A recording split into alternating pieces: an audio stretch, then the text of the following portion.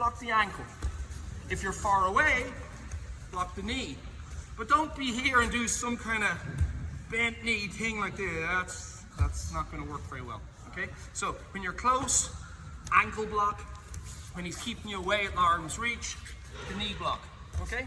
But not some kind of this thing. Don't do that, all right? A guy asked me a really good question. He goes, what if they're moving backwards? That's a good question, because the stuff we've done today is really when they're advancing, they're forward throws, yeah? If he's moving back, and that, if we had more time, well, maybe go over time a little bit, but you need a combination, yeah? So if he's moving backwards, that's when you need a backward throw. For example, Osoto Gari is a backward throw, yeah? So you can combine that. I don't know if we have time today to go into another throw, but just so you know, you work these as combinations if you like to do. So if I'm here and I, for example, go for a backward throw, his reaction, of course, well, not of course, but often is to lean forward. Because if he's leaning forward, there's no way I'll finish the Osoto Gari. However, if I go like I'm doing a backward throw and he leans forward, then you can hit him with the combo, yeah? So that's another layer of thing we can get into, but what often I'll do is, if we're here and I'm going like I'm going to do one of those forward throws, his reaction will be to kind of lean back and put his weight into his heels. Osoto Gari, go backwards then. So it's really where he chooses if he's going to lean forward or lean backwards. That's going to decide whether you do a forward throw or a backward throw.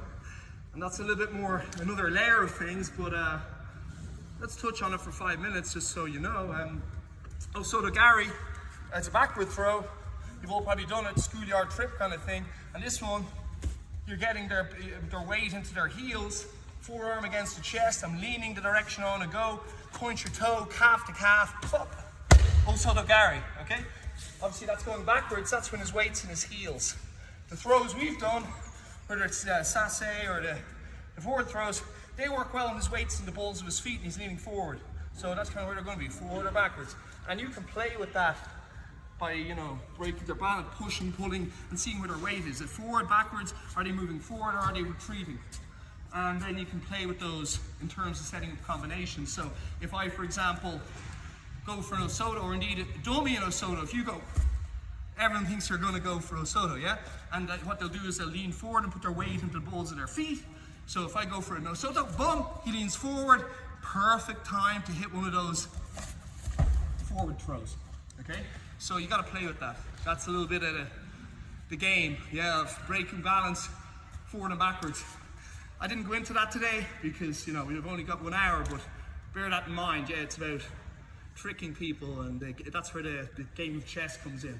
But today we focused on 3 essentially forward throws. We did, to recap, we did, first of all, we did the Ashibarai, which was, well, actually this is a backward throw, but you want to advance them forward.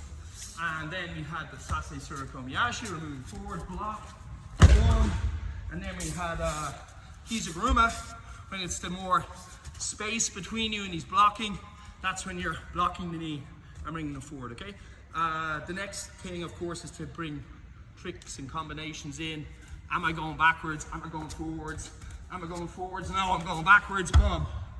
And that's you got to play with again with the balance and the timing and all that, okay? So we're more or less up on time.